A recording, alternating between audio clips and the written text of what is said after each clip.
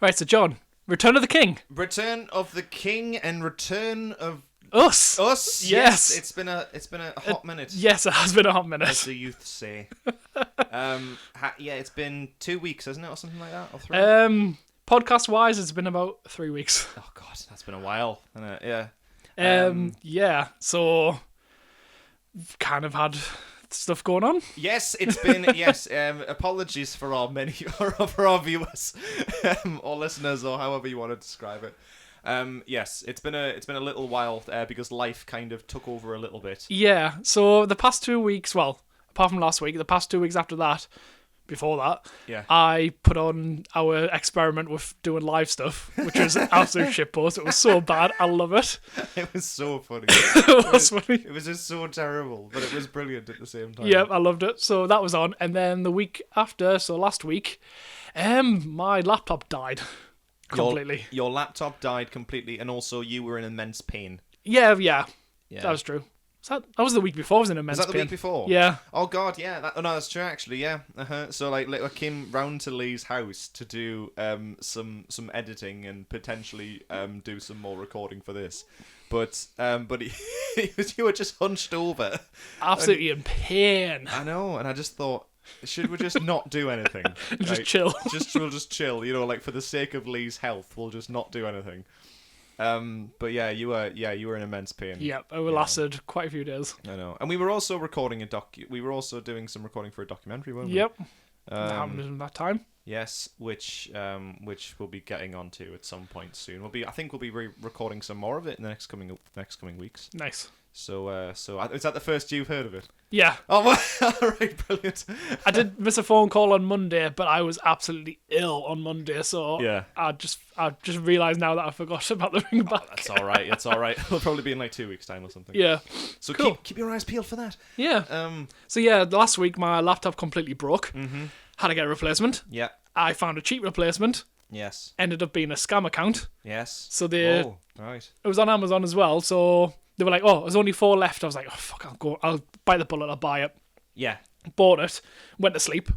And then I woke in the morning. I was like, "I haven't got a confirmation yet." And I looked up and it was like order cancelled. I was like, "Oh, fuck's sake." Yeah. So then I looked onto the seller and everyone was like, "Scam account." They say that there's only a few left. They take it off the order. Then they ask you to send over the money to them. Yes. Never got that message about the money. No. But no, I've rebought the laptop through Amazon officially, and it costs another 250 quid on top. God. Yeah, it's been an expensive week, Yes. but a needed week. I can't survive without having a laptop to do work. No, well, exactly. It's Yeah. it's very much a part of your identity, really, isn't it? And my old laptop, God, that put us through uni. God, it did. We were talking about this actually before we started recording. That laptop, It was a tank. it was a tank. It was an absolute beast of a machine. It was huge. It weighed a ton. It did, and it edited. Well, that's the laptop that we edited Rebel on. Yeah. Yes, the RTS award-winning film. That Everything we are got still edited proud of. And it's an RTS award-winning laptop. Then, Yes. I suppose. So, Sad to see you go. yeah, it's a special place in our hearts, but always remembered. But of course, we're back. Yeah. We've finally got some time to finally record this podcast again, and also finally complete my thoughts On Lord of the Rings. on Lord of the Rings. Yes. So I've seen Return of the King. Yep. All 4 hours. I was saying this the other day to our mutual friend Jamie, and to my girlfriend actually. I have consumed all of Lord of the Rings. Yeah. I mean, in its original state. I mean, obviously not all of it. Yeah, but, you you know. But in terms of like the original trilogy, the extended editions, You've seen all. I have seen all of it, and I am exhausted. It is so exhausting, and I'll get onto this in a bit, when we get more into like talking about the actual plot and what have you. I have to precursor this as well and say that I'm going to try and remember of it as much as I can because I watched this last week. Yeah. And I had to watch it over the course of 2 days because thankfully it's on 2 discs, which makes it quite easy to split that down to 2 days. But it's 4 hours long. It's so long. And if anyone's watched it, you know like how that feels. But I suppose if you're a Lord of the Rings like diehard fan, it'll fly by, I suppose. But I've now seen, as I said, like everything that was cut out of the original. I'm presuming it was everything that was cut out of the original films. Yeah, Christopher Lee wasn't even in the last film. This is what I was getting. Yes, this is what I was getting at. I watched a video recently on, because I didn't realize that he was cut out of Return of the King in the theatrical cut. And there was a video saying why Saruman just disappears in Return of the King, and it was due to the fact that Saruman's death was recorded. Was filmed during the Two Towers. Yeah, I think so. During the Two Towers shoot, and then they put it on when they were sorting it out in the edit. Apparently, Peter Jackson felt like having Saruman's death at the beginning of Return of the King just feels like a tacked on thing in terms of just tying up loose ends from Two Towers. Yeah, it feels like something from Two Towers, and I was like, okay. Now, having watched Return of the King, the extended edition, bearing in mind I've not seen the theatrical cut. I've only seen the extended editions of all of these films. I've not seen the theatrical cuts, which one day I will probably have to revisit. And I say revisit. I'll have to watch for the first time and see what the difference is. You'd be like, this film's fucking short. Yes, this is really, really short. This is a very digestible film. It's as if it's made for general audiences. But it's like, right, how can you not have the death of Saruman? He just gets locked. They're just like, oh, he's in his tower. That's it. Yeah, but like, I know this is what I was saying. It's like, right. So I was recently. I was talking about it with some of my band members, Hannah and Ryan, who are the only two in my band who've seen Lord of the Rings, and because I know Jamie hasn't seen it, and I don't know if Jake's seen it actually. I'll have to talk to him about it. But if you guys are listening, hello, shout out. Hannah and Ryan were both saying that they were cut out for a reason. Okay, it should just they actually said to me, I can't believe Lee's making you watch the extended editions. You should just be watching the theatrical cuts. And I was like, guys, look, I have to experience all of Lord of the Rings, right? You might never watch it again. You might as well watch it exactly. I'll never watch it again, so I may as well watch the entire thing, unblemished, uncut, hardcore, you know. Yeah. And they were saying that they were cut for a reason. I went, what? Even the death of Saruman? And they were like, and she was like, and Hannah was saying, well, yeah. It's I like the idea of him just, you just don't see him, and he's alone in his tower, and that's all you need to know. And I thought, no. Closure. No, you need closure. You need the end. You need to see the end of a character. You need to have for a character as big as Saruman, he's basically the visible villain. I mean, I know he's not the main villain because Sauron is the main villain, but you never see Sauron. But Sauron is, but don't get me wrong. I think that's good. I think that Sauron is never heard and he's never seen. Well, he is seen. You see his armor in the first. You see his armor in the first film, and you see him in a physical sense, but that's only in a flashback. And then when you do see any physical representation of him, he's an eye. Yeah. Which I think is really quite ominous and quite terrifying. It's this feeling that it's the idea that evil is all encompassing. And it's And this is one thing that I really like about Lord of the Rings on a serious note is I think it conveys evil, the idea of evil, very well, because it's something that I sort of subscribed to when I watched this documentary series by Mark Gatiss, or Gatiss, or however you pronounce his name, and you know who he is, of course, and obviously, and he's a massive horror fan. Horror is his favourite genre. He loves horror. I mean, League of Gentlemen, Jesus. Yeah, League of Gentlemen, yeah, exactly. And this was like made when him and Stephen Moffat were writing their adaptation of Dracula for the BBC, which I've watched. Have you seen it? No, I've avoided it because Sherlock. It's fine. Okay, it does some things really well. That's Moffat for you. Yeah, I mean, because this is the frustrating. Quick side note, but then I'll get back to my main point. This is the frustrating thing about Stephen Moffat. I think Stephen Moffat is a very good writer. I think he knows how to tell an engaging story. Keep your attention and do some interesting, cool things and introduce some new ideas. And he proved that when he wrote that singular episode of Doctor Who, Blink. Yes. And Blink is one of the best episodes of Doctor Who which was ever made, and it's a perfectly crafted story. It's terrifying, and it is paced beautifully, and he's introduced easily the scariest monsters that Doctor Who's ever seen. Yeah. The Weeping Angels are terrifying. I remember having to walk a friend home. Yeah. Because it's terrifying. I mean, they've been milked and milked and milked ever since Oh, that God, episode, yeah. and now they're no longer special. They're like the new Daleks. Yeah, exactly. They're no longer special, and they're no longer really scary. But when they were initially introduced in that one episode, terrifying. Absolutely terrifying. Legitimately horrifying. And then he got made showrunner for the Matt Smith and Peter Capaldi eras, and it's difficult because it still feels like Doctor Who.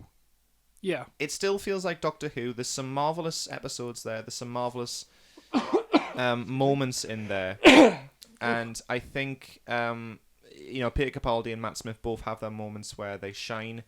But there are some moments, but I think the biggest issue with that run is that it's so complicated.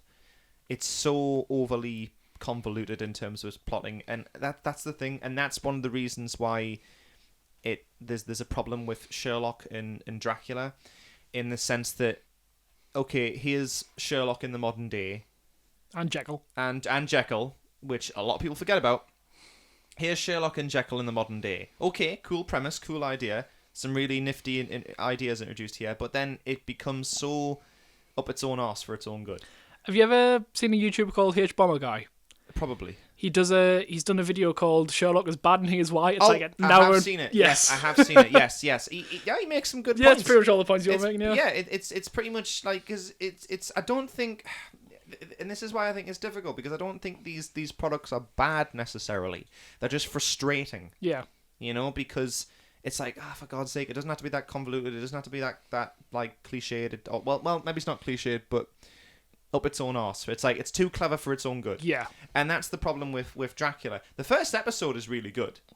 Because it's it sort of does a spin on Dracula that we've not necessarily seen before.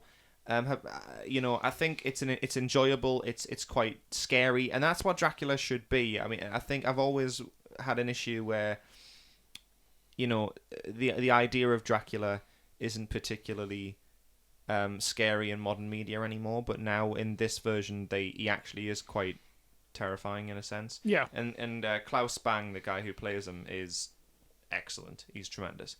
The second episode is fine. It kind of loses its way a little bit. The third episode is where it really starts to fall apart, because it's the modern day. Yeah. It jumps from when it originally was written in like the late 1800s and then straight through the modern day by the third episode. And they try to modernize Dracula and try and adapt it, which I'm all for. Yeah. I'm absolutely all for that, but it misses the mark in a few areas. You'll have to watch it yourself and form your own opinion. But what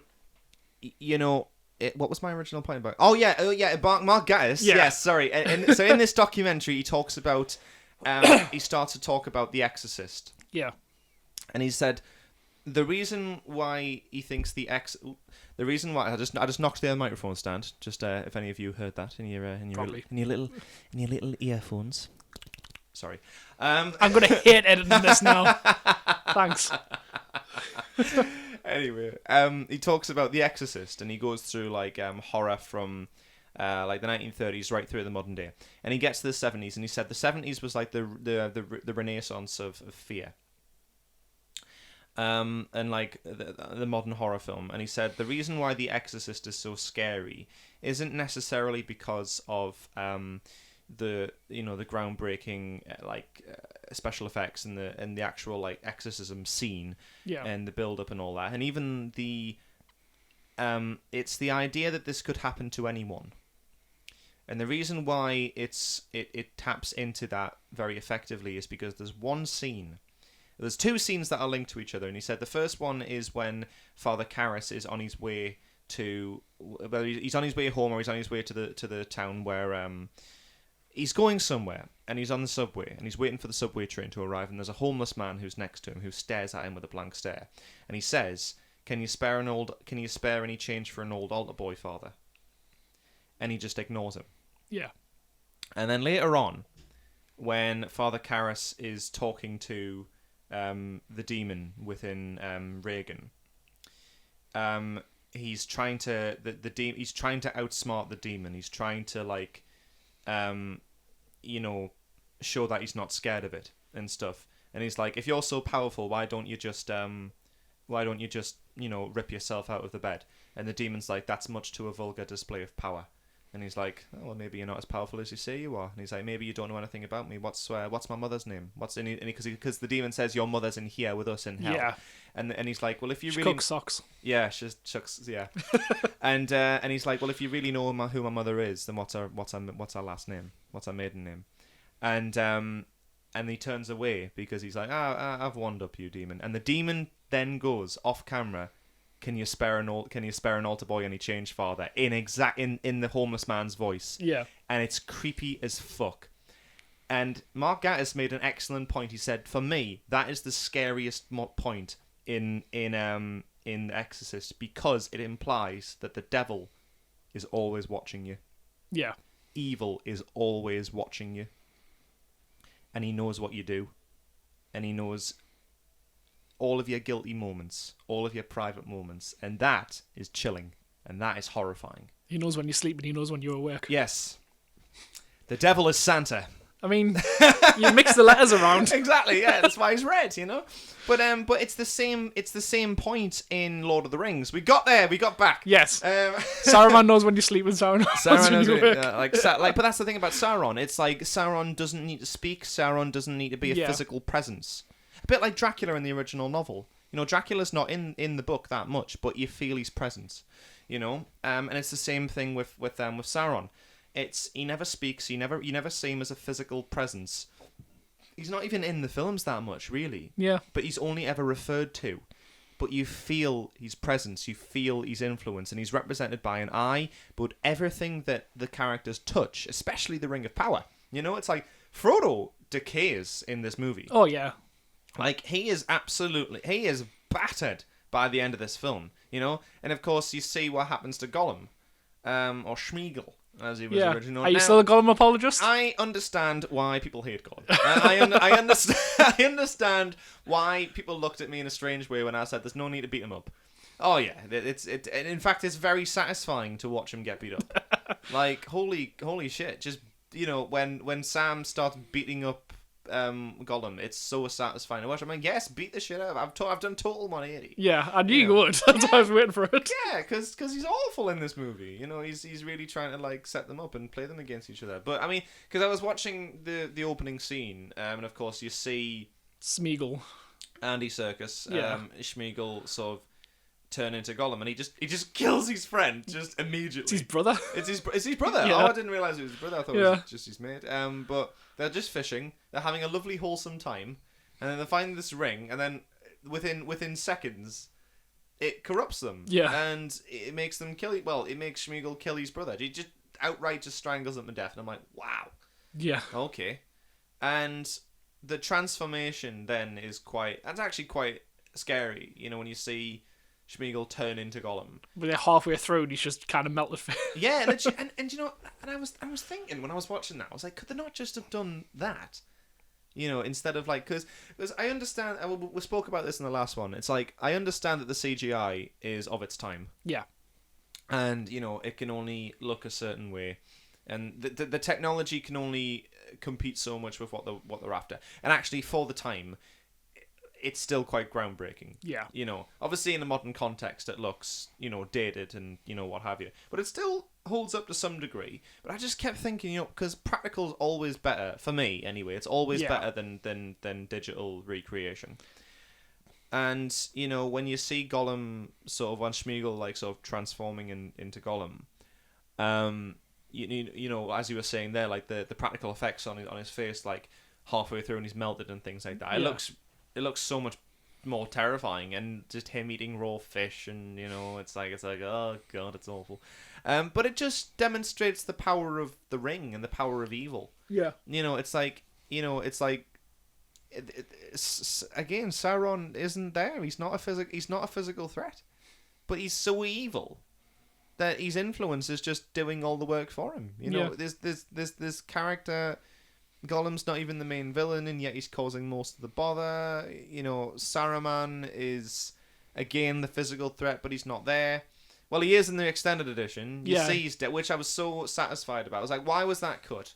Yeah, they just put him in gay baby jail for the theatrical cut. Yeah, well, like, why? Just put that scene in. It should not have been cut. Yeah. Because it does the job perfectly. It's like okay.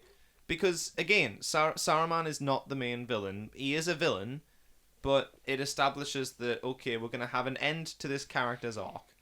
A physical dramatic ending for Christopher Lee and for this character. And to demonstrate that the heroes are in a much stronger position than they were, but they've still got a lot of work to do, It shouldn't have been cut. It wasn't a year for Christopher Lee, because Revenge of the Jedi. Revenge of the Jedi. Revenge of the Jedi. Revenge of the Sith came Revenge out. of the Sith, and that came out. He got decapitated first thing. Oh yeah. He's just tossed aside, bless him, in all these movies, and I'm like, just give him. It shouldn't have been cut. Yeah. It should not have been cut. And Hannah, I respect you and I respect your opinions, but you're wrong. It shouldn't have been cut. End the character properly. But yeah, this movie was it was a blast. Yeah. Shall we say?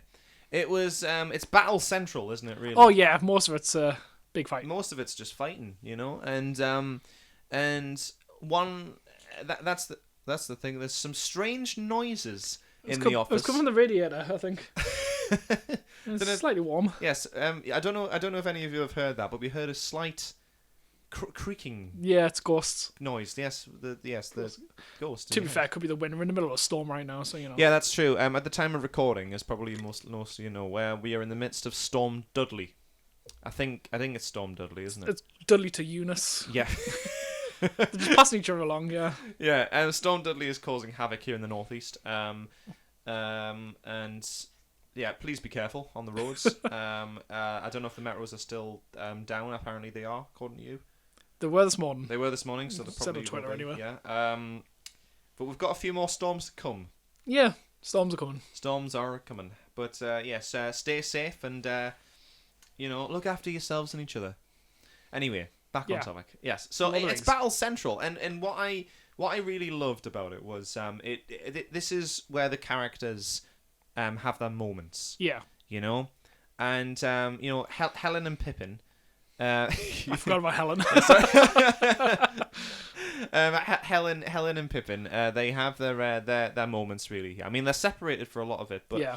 It really, is it Pippin that is in the battle?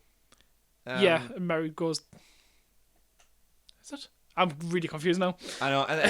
Well, it's Mary who's or Helen as I like to call him. Is he the one who sings for the king? The shitbag useless. No, king. it's Pippin that goes. Oh, is it Pippin? Pippin, yeah. Okay, right. Well, Pippin. Right. That's the thing about this king, right?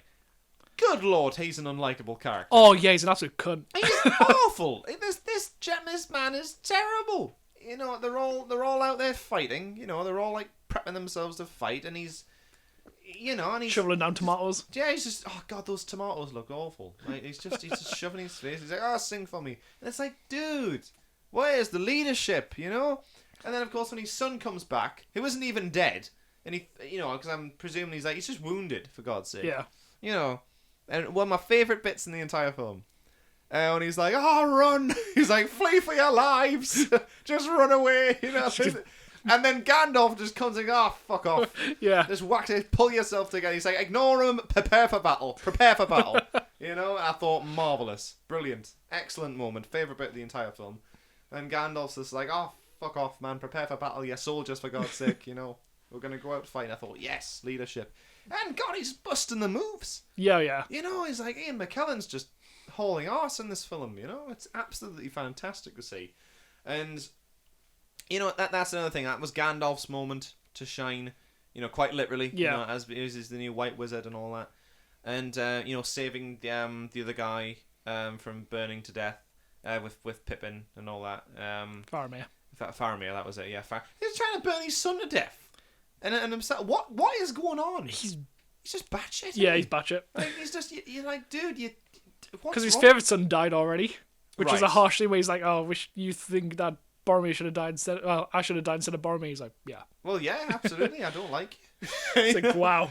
God, honestly. And then, of course, when he does burn to death, he just flings himself runs off the off the ledge. Yeah. You know, of this mighty place.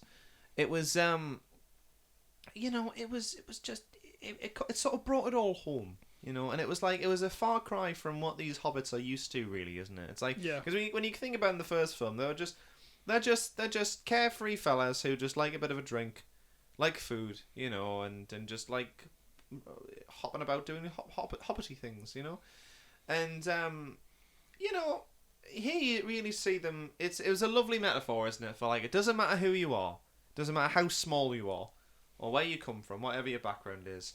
Everyone's got the capacity to be a hero. Yeah. You know, in the words of David Bowie, we can be heroes just for one day. Exactly. And speaking of heroes, you know, obviously it's great to see Legolas and Gimli doing their thing. I love seeing their friendship. Yeah. Like, again, it blossoms throughout this film. And again, they're still having their competition of who can kill the When he most. kills the elephant and everything, it only counts as one. Yeah, it still only counts as one. And it's like, oh, brilliant! I love that. And Aragorn really becoming really stepping forward here and taking his kingly role really seriously, you know. He even gets ghosts to fight for him. He goes and gets an army of dead people to fight for him, you know. And instead, now I found that CGI very interesting. Yeah. Because it kind of holds up and it kind of doesn't at the same time. Yeah. It's very bizarre. It looks like when they all appear, when they all charge forward, like through Aragorn and Legolas and Gimli and all that. It's like, oh god, it was very off-putting. It looked very strange. But when you see them close up, they looked cool. Yeah, close up it looks great, but when you see them running, it's like, alright, that was very clearly Just a sludge of green. Yeah, like an overlaid sludge green image just slapped on there. Having said that, though, you know, the wide shots and again scale. Oh yeah. Peter Jackson does scale very well, and it's really apparent in this movie more so I think than the other two, because this is full on battle scenes, you know, and like gigantic sceneries here, like landscapes and all that, you know, and it's incredible to see. And again, Aragorn has his moment, that big speech he gives to the army, and it's like, oh yes, you know, it riles you up, and it's like, yes man, let's go for battle. It's like we may perish, but we will perish a noble death, sort of thing, you know. It was like for Frodo, and probably half the army's like, who the fuck is Frodo? Oh, I know, like who? Who's? That's such a good point. Yeah, he turns. Oh, it's a lovely moment where he turns they're all probably gonna die for Frodo. Yeah. And it's like, oh, and everyone's like, yes. And they're like, but literally, most of those men would be like, who? Like what? What's going on? Who the hell's Frodo? Look, we're just fighting a war. You know, we're just turned up one day. It's like, all right, all of a sudden we're fighting a war against the orcs, and that's all we need to know. You know, keep them in the dark for the most of it. But that's another thing as well. The orcs really don't like each other, do they? No, they'll just, you know, it's the orcs and urks. They're like kind of urks. Yeah, what's the difference between orcs and urks again? I think the urks are elves that are kind of Oh, right. thingy, and orcs are just kind of bastards. Yeah, basically, yeah. So there's a hierarchy there. Urks are stronger and bigger and beastier, and Yeah. And it was, you know, speaking as well, the elves don't really have a lot to do in this film, really, do they? Or am I forgetting a big chunk of... No, they're all fucked off. They're all fucking off. They're in the process of fucking off. Yeah. Like, this world's fucked, let's go to our... Let's go to our elf land, you know. And it was, mind you, I felt sorry for Liv Tyler. And when she appears, although Aragorn is still faithful to her, you know, even though there is a moment where Aragorn and Lady who fancies him... Eowyn. Sorry? Eowyn. Yeah. Eowyn, she's like, I really fancy you, Aragorn. I think we could make a good go of love. And he's all like, look, I can't. I'm in love with an elf. And I've got to go off and do king things, and raise the dead, basically. And he does, and it's wonderful. But I think she has a fabulous moment, when she faces off against was the old king, was that her dad, or was it just? I'm really trying to remember. Christ, what were we on? You mean the older king who fights with Aragorn and her uncle. Her uncle, right? Yeah. Okay. He, and his death is quite, it's quite. I thought that was quite an impactful moment because it's like, we got whacked by a dragon. Yeah. And that'll do it. But it's like, he really steps up, in this movie. He really takes leadership, serious. I mean, he did in the last film, and he rides it home even further in this one. And her moment there when she faces off against the Nazgul, and what was that line that she says? So, he says "Oh, no man can kill me." Then she takes off her helmet. She's like, "I'm no man," and then just stabs him. Oh, brilliant! Great line. Great line. Great moment. And it was just moments like that. That's what I mean. Like every character had that moment to shine in this movie, and that was hers, and it was fantastic. And one of my favorite moments in the film. But I tell you, who really does step up? Samwise Gamgee, the best, he's the best character. The best character. He's the best character in the entire trilogy. He's absolutely fantastic. He fights a giant spider, for God's sake. Good lord, man. And that giant spider was what? Yeah. That's a scary moment. And then when Frodo gets stabbed by it and wrapped up in the webbing, it's awful. It's an awful moment. But when Sam appears, he's like, "Get the fuck off him! I'm gonna beat the shit out of you." Amazing moment. Yeah. Amazing moment, because I was just like, that guy is a hero. He's sacrificed everything to go on this journey with Frodo and be there for his friend, this guy who he clearly is in love with. And just he's been tossed aside. He's been the ring's done its manipulation on him. It's and Frodo has allowed himself to be manipulated, by the evil of Sauron, and Gollum and all and what have you. But it's like Sam still is there for him. When he gets wrapped up, he takes the ring off him. He's like, "I've only keep it for safekeeping." Because Frodo gets a bit pissy about it. But then when they get so far up to Mordor and he collapses, he's like, "Well, if I can't carry the ring, I'm just going to carry you." I'm going to carry you. I know, and he picks him up and he's like, "Yes, man." He's like, "Come on, we're going to get up this bloody hill." And it's like, oh, it's amazing.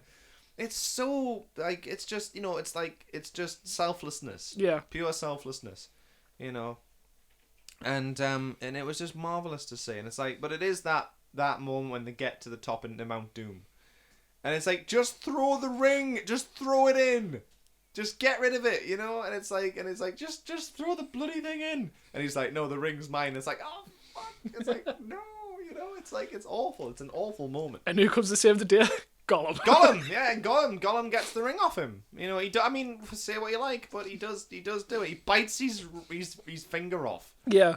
To get the ring, he's like, "I want that ring. Give it to me." It's like, and Gollum dies a happy death. Yeah, he has the ring. He has the ring. He does a Terminator death. Mm-hmm. Yep, he does. Slowly sinking in lava. With the ring. And you know what? I think he didn't mind. Yeah. He was happy. He was happy that he got out of it. He was happy that he got the ring in the end. Because that's all he wanted. And he got it. So, everyone gets a fulfilled arc. And there's another thing as well that was weird about this extended edition. Well, actually, no, I finished talking about Sam because it was obviously when Sam and Frodo get picked up by the eagles and what have you, and then when they're back in Elfland, is it Elfland? Yes. Yeah. Because you see Hugo Weaving and and Aragorn and Gandalf and Gimli and what have you, and they're all there, and then Helen and Pippin are there, and that's the first ending of this film. Is that where the film ends? No. Oh, no, right. It's the first original. Yes, it is. There's several endings of this movie. Yes, that's such a good point. I thought you meant in the theatrical cut. Is that where it ended? No, it went fucking forever in that one as well. Oh god. Oh yeah, it does. And then Sam is the last one to come in, and it's like, oh, it's lovely. The lovely moment there, you know. And of course, no, it doesn't end, does it? It goes on, and it's like, and I love how he still calls it Mr. Frodo, and it's like Mr. Frodo. Just call him Frodo for God's sake. But like, there's still that level of respect, you know, Mr. Frodo. It's brilliant. And of course, it's revealed that Frodo is the one who wrote Lord of the Rings. Yeah. Yes. It's because Bilbo wrote The Hobbit. Yeah, Bilbo wrote The Hobbit, and Frodo wrote Lord of the Rings. So, lovely bit of intertextuality there, or like some meta shit going on there. Very good. But you know, and you see Sam obviously gets married to the barmaid. Yeah. That he fancies, and it's like, but I kind of forgot. I mean, did Sam mention her a lot throughout these movies? He mentioned at the start when they were in the pub at the very start, like there he mentioned about it. He's like, I thought he did. Yeah. But that's about it. Didn't mention it any time. And there might have been one. He mentions her. There might be one time where they're talking about all four of them in the bar and hanging about, and she's there and stuff. Yeah.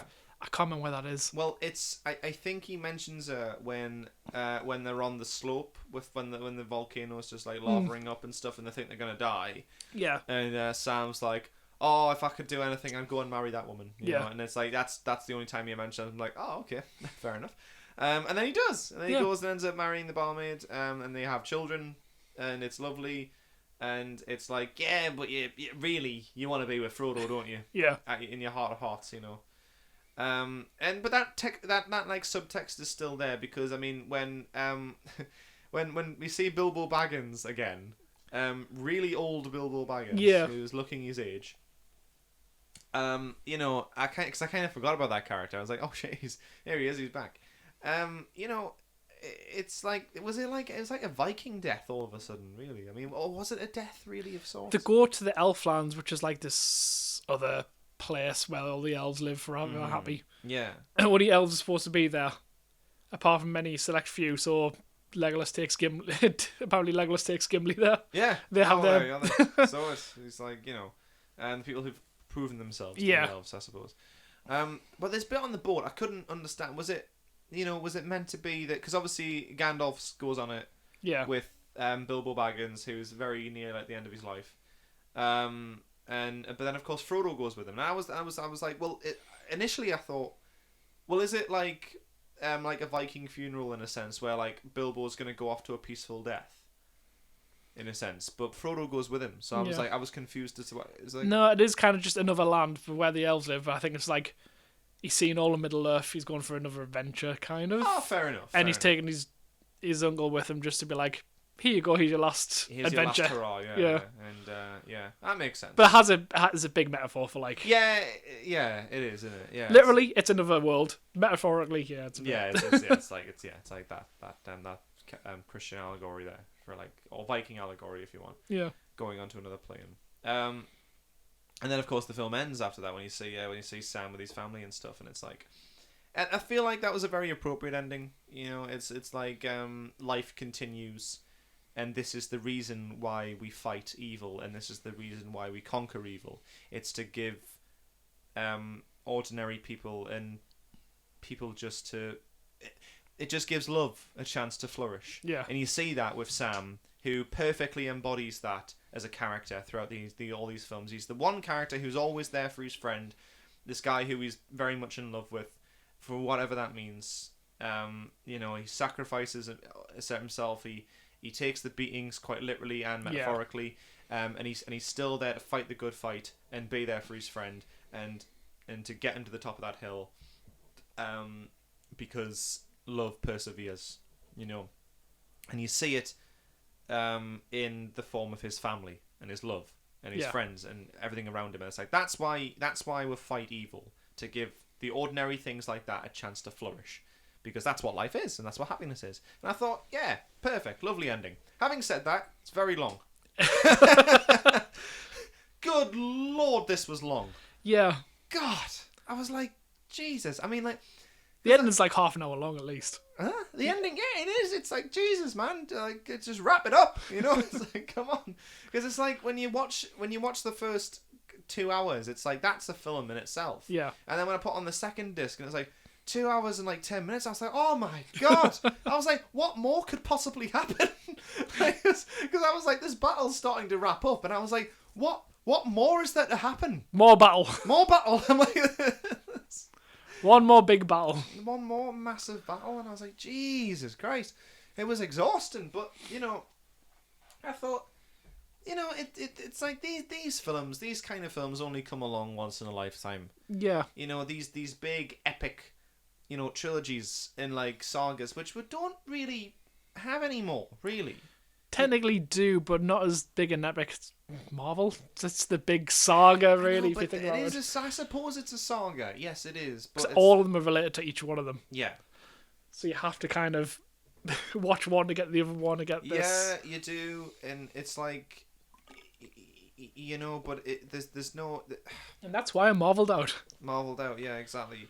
I forgot another moment that I really liked in Return of the King. The ending when Aragorn is obviously crowned king. Yeah. It's lovely. It's like, oh, you've got a proper, good, righteous king here who knows what he's doing. Marvelous, brilliant. But then, of course, when the hobbits are there, and he's like, we bow, and then he's like, you bow to no one. Yeah. We bow to you, and everyone bow. And I thought, oh, that's lovely, And it's I think it's either Merry or Pippin in there, like, yep, this is right. This is right. Yes, if it bow down, bitches. Yes. It's like, if it wasn't for us, you'd all be dead. And yeah. It's true. Can't remember which one it is, but one of them's like, yep. It's probably Helen. Yeah. Yep. So that was a marvelous moment. But yeah, it's like we don't get like big trilogies anymore. I mean, yeah, you got the big sagas like Marvel, but none of them feel special. Yeah. None of them feel like big anymore. I mean, Endgame. There's a couple of there's big films that come out of it, like, yeah, it's mostly Avengers, like the big crossover ones. Yeah, like Infinity War and Endgame, they did it quite well. They did those big grand moments very well, and like big grand storytelling very well. And to be honest with you, you could probably, I know that they say like, oh, you should watch all of them to like know what's going on, but in all honesty, you could probably watch context from like, yeah, like you could probably watch Infinity War on its own and then watch Endgame, and I think you'd probably be fine. Yeah, because it's like, you kind of have that thing at the beginning where it's like, oh, okay, maybe you have to have some context of where Thor and Loki are at this point in time, because it opens with Thanos attacking that ship. Then again, if you watch it just after Thor Ragnarok, it's a fucking whiplash. You go from a comedy film to, oh fuck, everyone's dead. Everyone is dead. Like, everyone is dead, and it's like, Jesus Christ. It's tonal whiplash, and it's like, it's crazy. But it's, I suppose it's all you need to know is that, like, Captain America and Iron Man aren't talking at the minute. They broke up.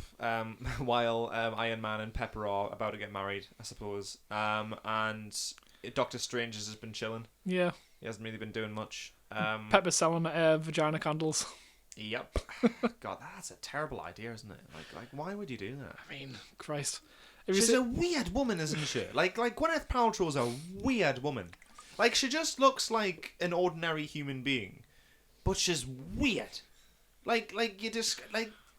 How do you, like, why would you describe a breakup as a conscious uncoupling? Like, that's weird. And well, you know the image of all the girls, like the big girl boss fight in Endgame. Oh yeah, the that bit. Yeah. So you've got two anti-vaxxers. One's Gwyneth Paltrow, and the other's fucking Brie Larson, who now does NFTs. Yeah. Oh, does she? Yeah. God. That happened last week. I was like, oh no. Oh dear. So yeah, I didn't even know that. Marvel's roster list is getting less and less like respectable. I know. Who are the two anti-vaxxers? One of the girls from Black Panther. I can't remember which one. Because I haven't seen Black Panther. Right. Okay. And Imogen, the Wasp, Imogen Lily. Oh, she's anti-vaxxers. Yeah. Oh wow. Okay. Any reason? Nah. No. America. Yeah, why not? Okay, sure. America. America, yeah. America, fuck yeah. But yeah, but that's the thing. And then in Endgame, you do those incredible moments where Captain America picks up the shield. Mjolnir. Oh, right, Mjolnir, yeah. That's a shield, yeah. He picks up the shield all the time. He picks up the shield all the time. No, but when he picks up Mjolnir, and it's like, wow, it's like, and I do love that moment. It is an epic. It's like, again, the crossovers between like Gimli and Legolas's friendship, and the moment where Thor like gets his shit together, and he sees Captain America pick up Mjolnir.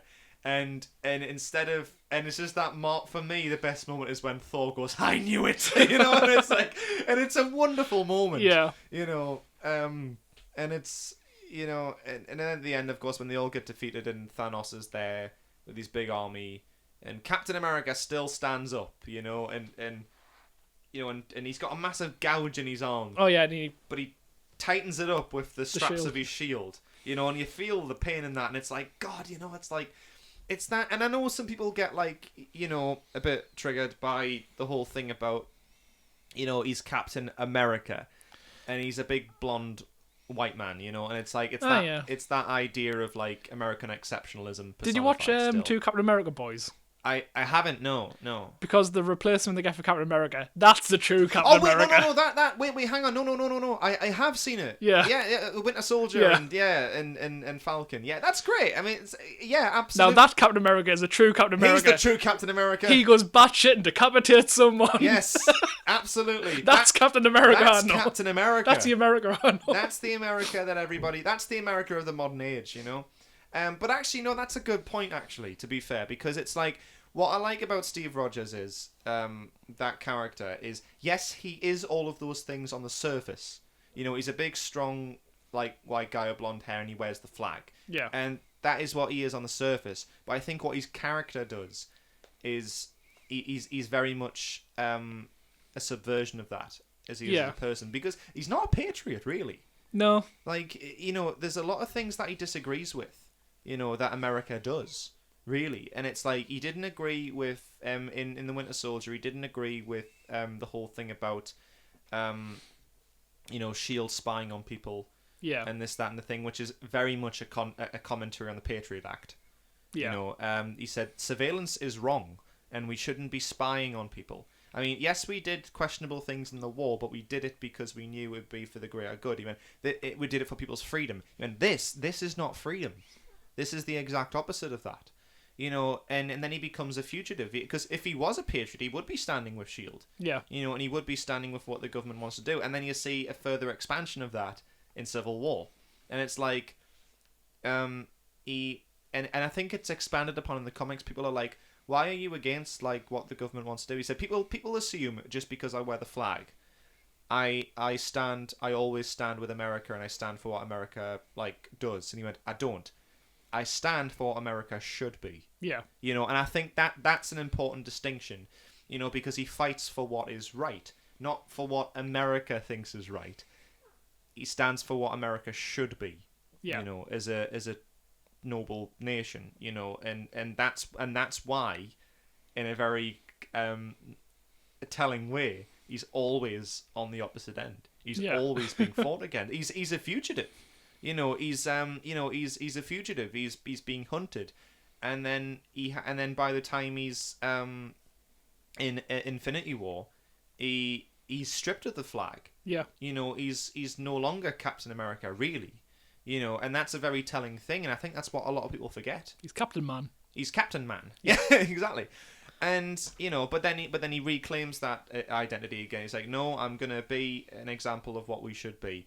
And that's what he is in an Endgame. He's exactly what he is when you first see him in the first Captain America movie. When he gets asked, he says, "Do you want to go abroad and kill Nazis?" And he says, "I don't want to kill anyone.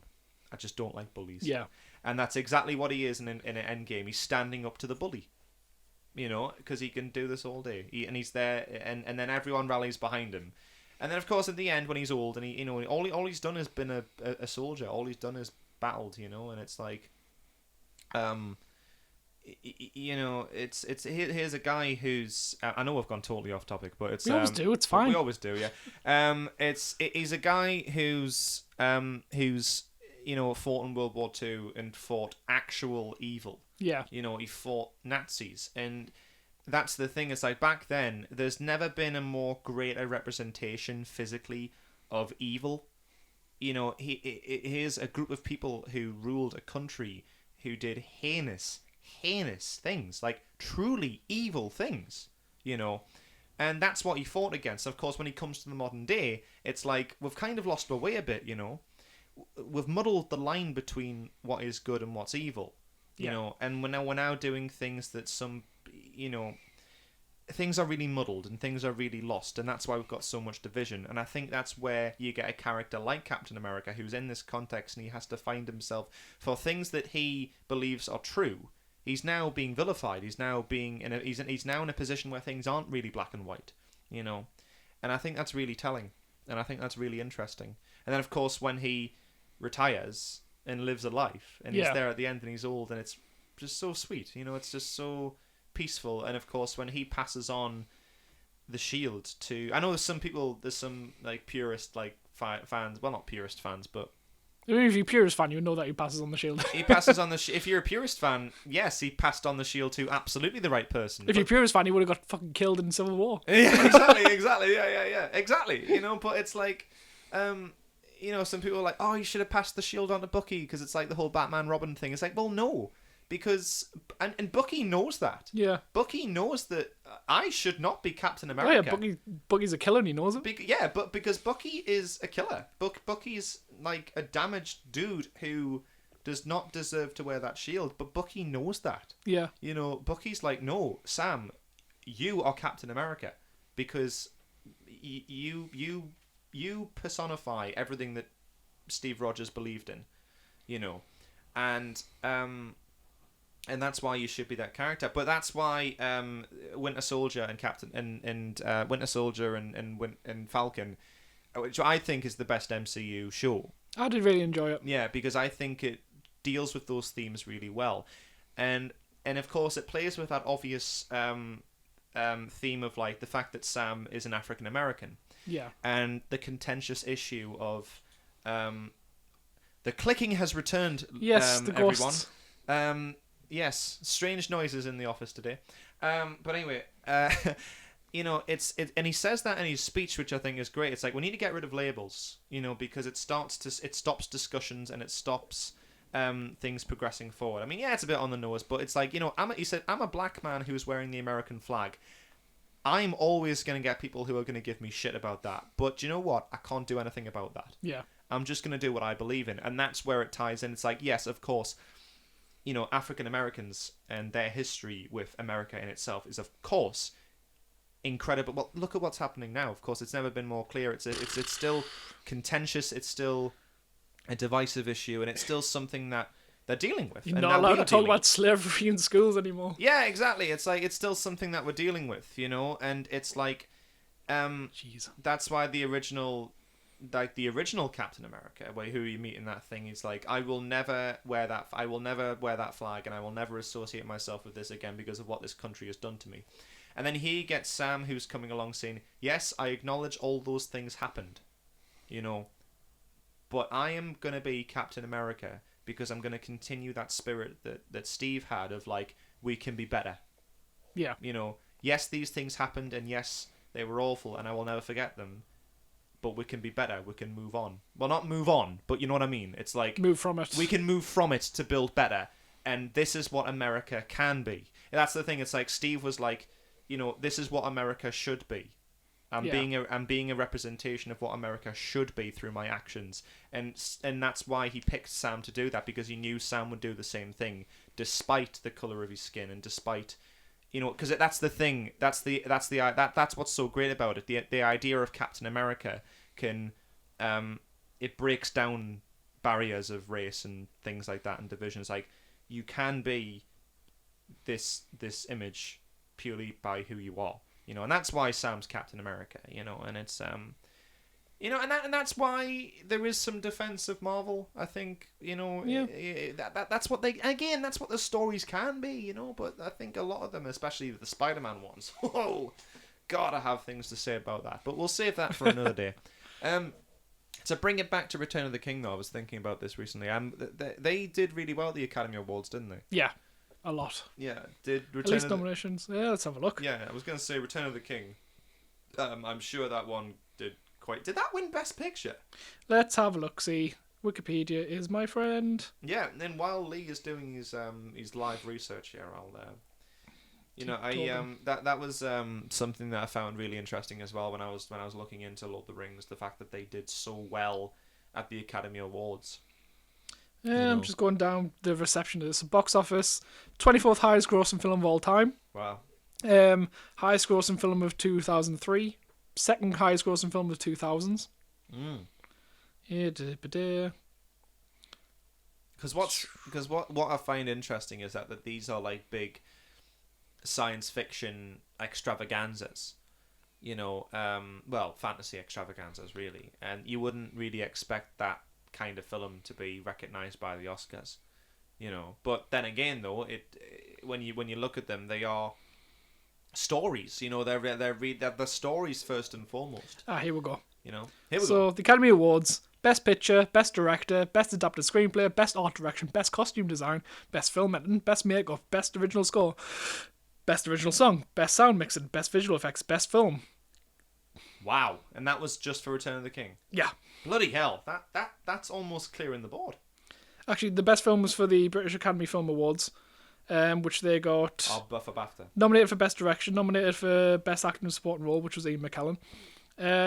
Won Best Adapted Screenplay, Best Cinematography, got nominated for a fuckload more, and Best Visual Effects. Yeah, they got a lot. Wow, and that's something that I thought, a big film like that, you just wouldn't expect it to do that well at the Oscars, really. But it clearly did. Yeah. And it's and it made me think of like the nominations of like for this year as well. Have you seen them? No, I haven't looked yet. Oh well, thankfully I have a handy dandy page that I have on. So while you're getting that up, I'm going to tell you a little story. Tell me a little story, Lee. The other day I went to the cinema for the first time in 2 years. Oh wow! Really? Yeah. How was it? Pretty much the same old as cinema, apart from our cinema got rid of Pepsi and got Coke instead, which was annoying. Oh my god, that is quite literally unwatchable. Unwatchable. No. I went to see Belle, which is an animated film. Oh yes. Yes. The director for that, he's done one of my favourite animated films of all time, Summer Wars. Belle was great music, absolutely astonishing visuals. Yeah. But they always are. But the story was just... Nah. I think I would watch it again in English just to hear the songs in English. Oh, fair enough. But yeah, it was very big film, which was disappointing. Because like I said, he directed one of my favourite films of all time. Yeah. But yeah, I was just... After 2 years of not going to the cinema, I've seen that. But yeah. Visually, fantastic. Oh, that's good. Definitely worth seeing in the cinema with all the like... Yeah, and I guess it was a really cathartic experience then for you, really. Yeah. I suppose. Nice seeing nice music, nice visuals, and just a big old screen on it. Yeah, and just being part of that experience again, really, isn't it? No, I know. I mean, I'm gonna have to be going back to the cinema soon, really, because I really want to see. I'd like to see Belfast, which is one of the films nominated this year. I'd like to see. I really want to see The Batman as well. The Batman with Robert Battenbat. To quote the Weekly Planet. Hello. And also I'd like to see The Tragedy of Macbeth with Denzel Washington. But yes, I've got the nominations up here, and the nominations for Best Picture this year are Belfast, Coda, which I've not seen. Never heard. Don't Look Up, which I have seen. Oh. Absolutely should not be nominated for Best Picture. It was fine. It was fine, yeah. It was fine. Drive My Car, not seen. June. I haven't seen. You haven't seen June yet? No.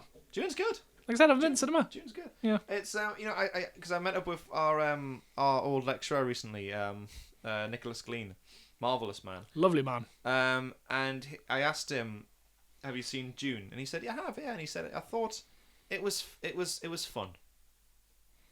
And I went, "Really?" And he said, "I thought it was visually very fun. It looks very lovely. It's shot really well. It's a lovely bit of visual escapism. It has no drama in it though." And I went, "Wow." And he went, "Do you like Denis Villeneuve?" And he went, "No, don't like him. Don't like Denis Villeneuve." And he said, "Because I think he has nothing to say. He thinks that he's all style and no substance," which I think is really interesting, really, because I knew he wasn't a fan of Blade Runner 2049. Again, there was a lot of style in that film. Yeah, well, I think Nick's big issue with it. I mean, Nick, if you are listening, please correct me if I'm wrong next time you see me. I remember Nick was saying that he said that one of his biggest issues with it is that they had to do the cliched thing of robots having sex. He was like, why do robots need to have sex? And I thought, he's got a point. But at the same time, wasn't that Phil K. Dick's sequel to Electric Sheep? Hmm? Wasn't that Phil K. Dick's sequel to the Dream? The Robots Dream of Electric Sheep. What, the robots having sex? Yeah, that's a sequel. Was that the title of the book? Yeah. Why do robots need to have sex? Do androids dream of electric sheep, and why do robots need to have sex? What a great series. No, but that was his thing, and I thought, well, technically, are they really robots? The synthetic humans. Does that mean that they're robots? We're getting the whole synth debate now. You know, that's another argument. But anyway, so Dune is nominated for Best Picture. Excuse me. King Richard is also nominated for Best Picture, which is the story of King Richard. It's the story of Serena Williams and her sister as children, and their father Richard, who was a massive influence in their life, sort of fueling their love for tennis. Yeah. Against all the odds. Licorice Pizza. I heard a lot about that. I hadn't even seen anything about it. No. But I've heard a lot of people talk about it. I've also heard a lot about it as well. It's Paul Thomas Anderson film, and I really want to see that. I really want to see Licorice Pizza. Nightmare Alley, the Guillermo del Toro film. All right, no. Which I've been told I would really enjoy, apparently. The Power of the Dog, which is a Netflix film. It's a Western. Yep, John's kind of dying. It's a Western from Netflix.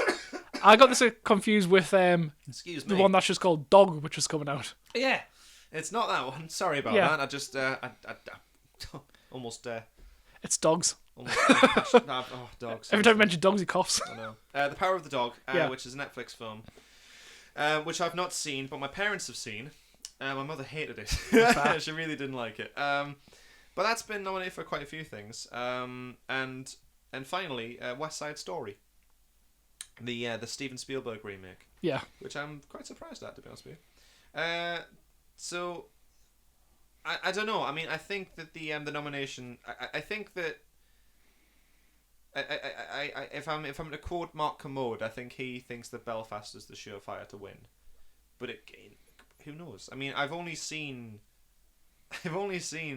one of these. No, I've seen two of these films, Dune and Don't Look Up. I don't know. I mean, I don't know if Dune will not win. Probably get some visual thing. Oh yeah, it'll absolutely get the award for like best visuals or whatever. But like the rest of the nominations are, the nominees for best director are Kenneth Branagh for Belfast. Yeah. I'm gonna butcher these names, so I really do sincerely apologise. Ruski Hamagori, I think, for Drive My Car. Paul Thomas Anderson for Licorice Pizza. Jane Campion for The Power of the Dog. Steven Spielberg for West Side Story. Yeah. So I don't know who's going to win that one. It'll be interesting to see. The nominations for actor in a leading role. Javier Bardem in Being the Ricardos. Never heard of it, not seen it, no. But Javier Bardem's a good actor. He is a good actor. Benedict Cumberbatch in The Power of the Dog, which apparently gives a really good performance. Andrew Garfield in Tick Tick Boom. Now, I watched Tick Tick Boom 2 nights ago. He's fantastic. He's absolutely wonderful. So I would love to see Andrew Garfield win. Will Smith for King. not the Will Smith that we know. If you are listening, Will, I'm sorry to break it to you, mate, but it's not you. It's the other Will Smith.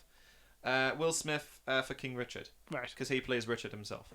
Apparently he's really good. Now, Will Smith has actually seen... the Will Smith that we know has seen King Richard. And I'm sure he said it was really good. And this might be Will Smith's best performance. So he could win this, you know. Be nice to see Will Smith win. And Denzel Washington for The Tragedy of Macbeth. Yeah. Because he plays Macbeth. So yeah, I'd love to see Andrew Garfield. I'd love to see Will Smith. Be interesting to see who gets it. Actress in a leading role. Yeah. Jessica Chastain for The Eyes of Tammy Faye. Olivia Colman in The Lost Daughter, which my mum has also seen. She doesn't think it's Olivia Colman's best performance. Penelope Cruz in Parallel Mothers. Nicole Kidman in Being the Ricardos. And Kristen Stewart in Spencer. Now, this is Kristen Stewart playing Lady Diana.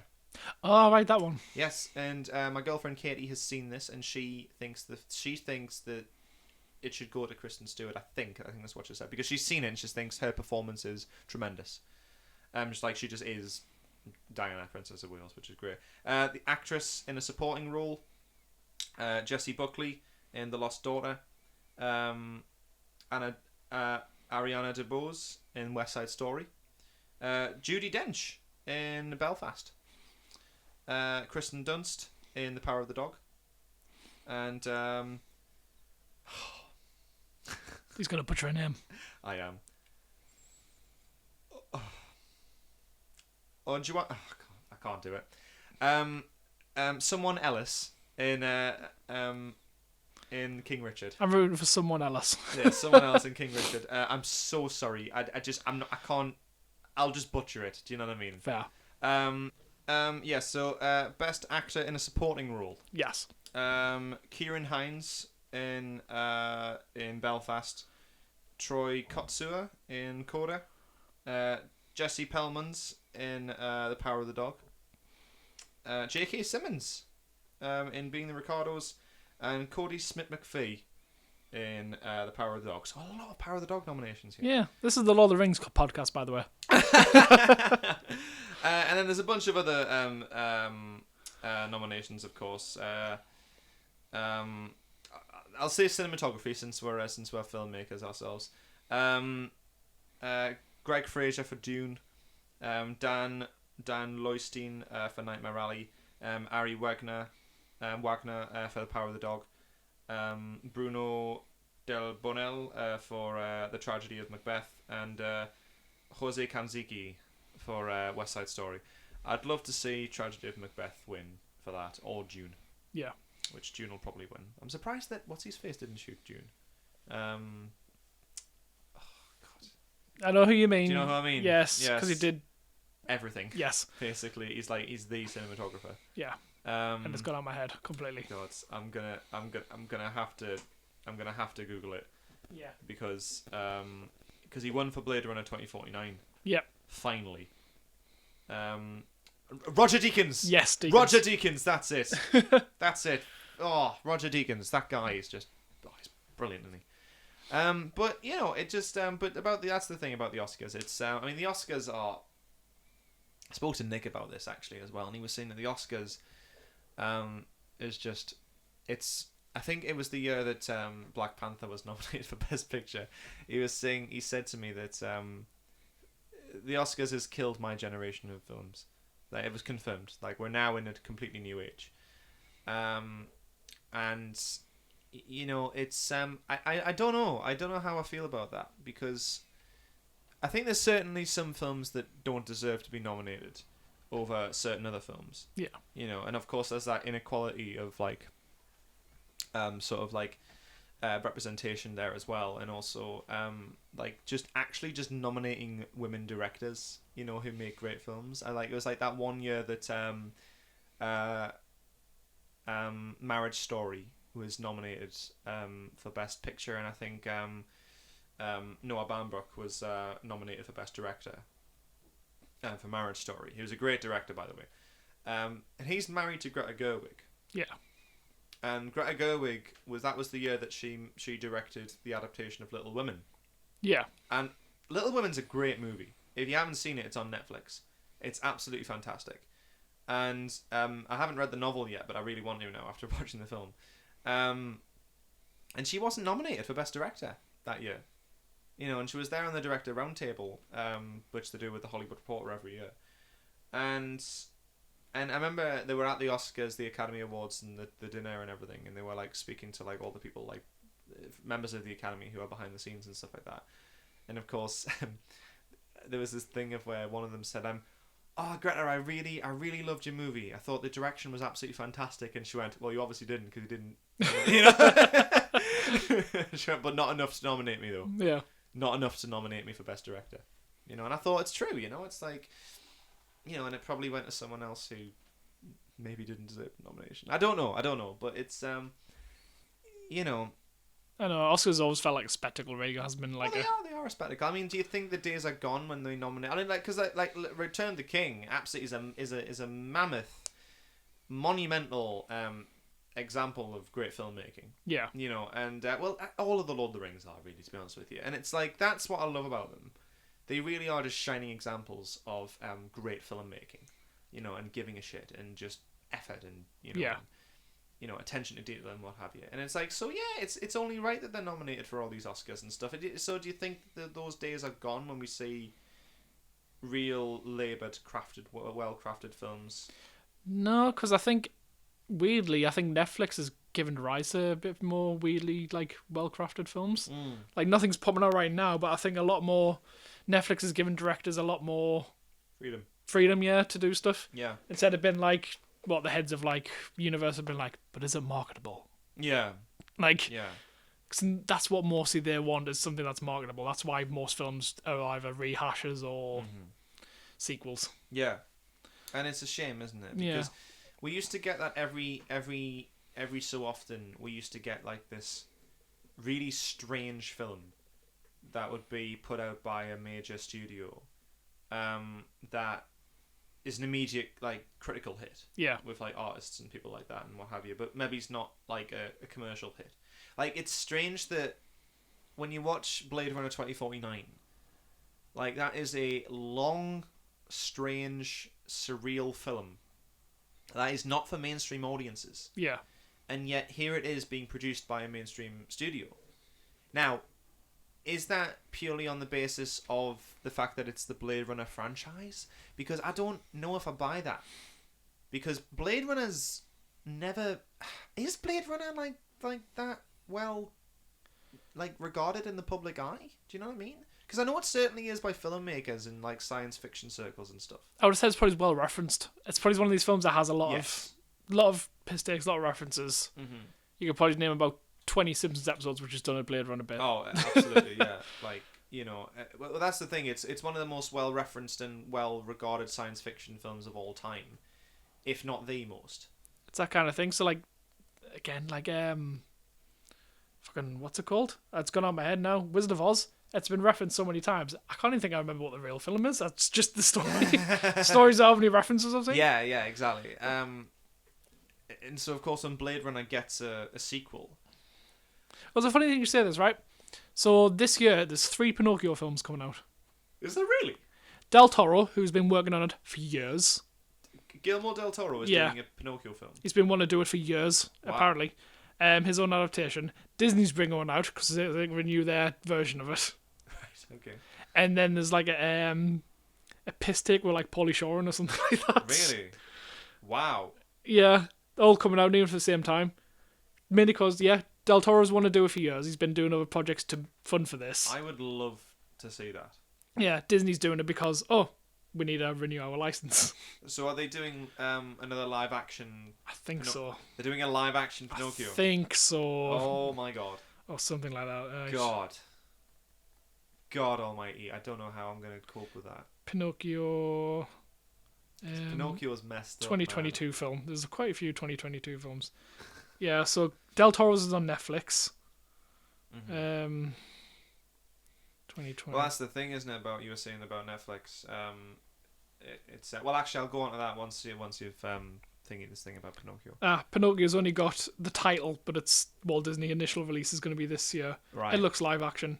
Yeah. It looks like it's got Tom Hanks in it. Tom Hanks. Yeah. He's not playing Geppetto, is he? Probably. He looks old and beardy, so. Wow. Tom Hanks as Geppetto. Yeah, and then there's another one. I don't know how they'll feel about that. But yeah, 3 are coming out this year. Yeah. Oh, so Pinocchio Disney is directed by Robert Zemeckis. Robert Zemeckis is doing Pinocchio. Okay. Tom Hanks, Joseph Gordon-Levitt, Luke Evans is in it. Of course, Luke and Evans then Pinocchio Del Toro's has got Kate Blanchett, Ewan McGregor, Finn Wolfhard, Ron Perlman. Of course. And then there's a piss take one, which I can't find anywhere because the other 2 keep on release. But yeah, 3 of them are coming out this year. That's incredible. That is incredible. I feel like Guillermo del Toro's version of Pinocchio will be a straight adaptation of the original story because it's quite dark. And it's it's touted as a darker film, so yeah, it will be. So it's Del Toro doing his thing, which is like dark fairy tales, which is what he loves doing. which is what The Shape of Water is, and and all that sort of thing. Pan's Labyrinth. I've not seen Pan's Labyrinth. Same. I've got it on DVD. I've been meaning to watch it for years, and I just haven't got around to it. Got around to it, yeah. I'd love to watch Pan's Labyrinth. Yeah. That might be a future episode. Who knows? Yeah, do it together. We'll watch Pan's Labyrinth and give a reaction to it. But yeah, that's the thing. It's like these studios, these like streaming services, I should say, that like Netflix, like HBO Max, who seem to have like and even Amazon, I suppose, as well, like have these. I mean, Amazon doing Lord of the Rings. Like exactly, you know what I mean? Like they have these bottomless pits of money, which means that they can like take chances to get. Right, it's an interesting one because I think I don't even know if I've spoken about this before, but I think it's very interesting that directors now can go to these studios who will unquestionably fund their projects, which means that they have more freedom and to do what they like, basically. Yeah. So the biggest example of that is, not to mention, excuse me. He's yawning. It's a big yawn. Big yawn. Oh yeah. Don't say that about animals. Not to mention the Snyder Cut yet again. Yes. But what's his face? Martin Scorsese. Netflix was the only place that would fund The Irishman. Yeah. And he's Martin fucking Scorsese, the greatest living filmmaker of our time. One of, anyway. And it's like, he was saying, like, just because I'm Martin Scorsese doesn't mean that I'll get my projects funded. Yeah. I had to, like, fight for years. He said we had to fight for years to get The Irishman funded. Again, it's that thing, is it marketable? Yeah, exactly. It probably wasn't marketable to big companies, but like, no. That's why I wasn't taken. Yeah. And you watch The Irishman, and it's this really long film about a guy's life, the life and death of a guy who was an assassin, well, not an assassin, but what's it called?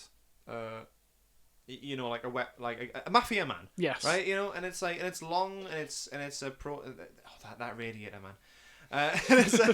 It's a long process to watch this movie. It's a slog. I mean, it's good. I enjoyed it, but it was long. And I understand why a studio didn't sort of want to fund that. But then again, though, it's the same thing with the Snyder Cut. It's the reason why the Snyder Cut is 4 hours long. It's because it's Zack Snyder's untainted vision. And this is where it's difficult, because I'm all for creative freedom. I'm a filmmaker myself. You're a filmmaker too. Yep. I think it's safe to say that we both care very much about artistic freedom and expression. And I think that it shouldn't be censored, and it shouldn't be watered down a lot. That should be done as it shouldn't be done as it. Well, English, come on. It should be done as less as possible. There we are. Yeah. However, you do need someone to rein you in. You need someone to rein you in, because it's like, this is why filmmaking is a collaborative process.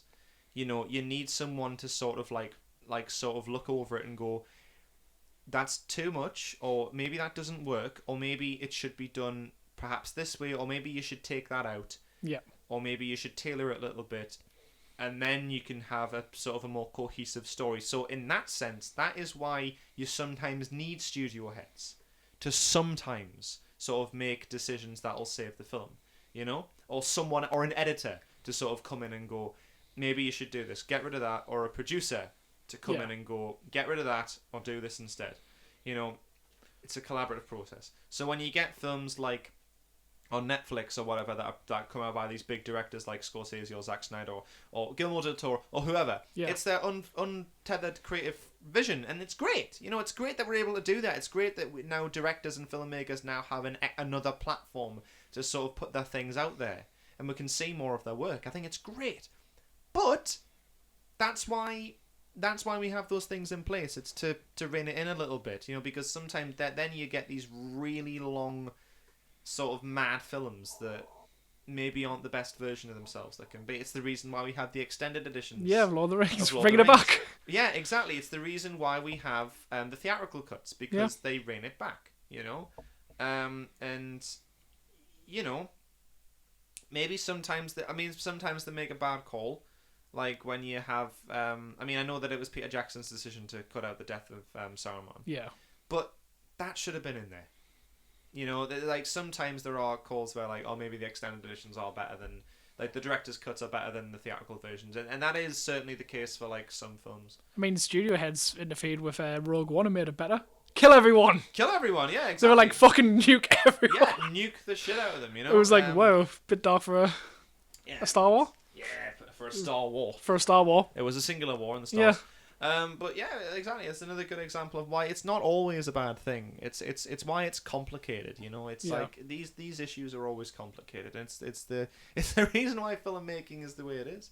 You know, it's a hellish process, but we all do it for the love of movies. You know, and that's how I feel about Lord of the Rings. It's like I'm still not a massive fantasy guy. Yeah. You know, but I am glad I watched them, and I am glad I finally experienced it, because I understand the appeal. I understand why people love them. I think they're really well crafted films. I think they're really well made films. They're masterpieces of filmmaking, but they tell great stories. You know, in regardless of whatever length they are. Every character has a purpose. Yep. And every story thread is fulfilled.